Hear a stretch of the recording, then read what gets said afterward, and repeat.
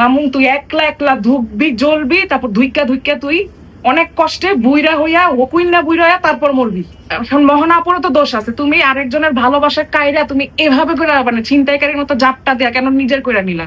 এটা এটা কিন্তু তোমার একটা শিক্ষা, ঠিক আছে? মোহনা তো মনে করছে খুব হ্যাপি হয়ে যাবো, এত নায়কের মতো পোলা, হারে পোলা মাইয়া তো জানো না, পরে তো মাইয়া ইয়া তো ধাপ্পাবাজি দেখলো, দরা খাইলো, ঠিক আছে? এখনো সময় আছে। লায়লা আপুর অভিশাপ লাগছে, বলে না রিভেঞ্জ অফ নেচার, আপুর চোখের পানিটা আল্লাহর আরশে লাগছে, তারপরে মামুনের কিন্তু পতন আসছে, ঠিক আছে? সে কিন্তু মেয়েদের মন নিয়ে গেমস খেলা শুরু করছে, যে আপুর সাথে এরকম মানুষের জীবনটা কিন্তু ক্যাসিনো না, মেয়েদের জীবন নিয়ে সে মানে মামুন হচ্ছে ক্যাসিনো খেলা শুরু করছিল, ঠিক আছে? আলহামদুলিল্লাহ আজকে আসলে লায়লা আপুর সাথে এভাবে মানে দেখা হয়ে গেছে, এটা আসলে মানে আল্লাহর তরফ থেকে। তারপর সাইদুল ভাইও আছে, অনেক বেশি ভালো লাগছে। আর লায়লার জন্য এটাই বলবো যে তার জন্য অনেক অনেক শুভকামনা রইলো। মাশাআল্লাহ, সে দেখতে এতটা কিউট হয়ে গেছে, আসলে আল্লাহই আবর্জনা জীবন থেকে সরায় দেয়। যার পেটে মানে বলে না যে ঘিস হয় না, একটা মানে প্রাণী আছে, তার সেই নামটা আমি মেনশন করবো না, লায়লা আপু তাকে ঘি না, তাকে বাটার অনেক কিছুই মানে খাওয়াইছে, রাখছে, রাজার হালে রাখছিল, কিন্তু সে প্রজার ভেসে থাকবে দেখেই সে চলে গেছে, ঠিক আছে? সে বলে না যে রাজকুমার পাতা কুড়ানি, ঠিক আছে? সে এখন পাতা কুড়ানি হয়ে গেছে। সে এত একটা লাক্সারিয়াস মানে চির সুখী, মানে এভার গ্রিন থাকতো লায়লা আপির কাছে যদি সেই ছেলেটা থাকতো।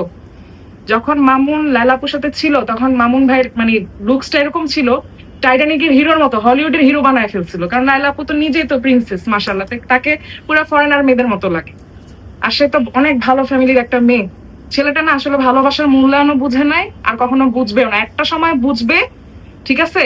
আর মানুষের তো হায়াত মহতের ঠিক নাই, নিঃশ্বাসের বিশ্বাস না, আল্লাহ মাফ করুক, আমি চলে যেতে পারি, আপু চলে যেতে পারে, খোদা না খাস্তে এরকম একটা কিছু হলে তখন সে মানে মাথা কুটে ফেললে আর তো লাভ নাই।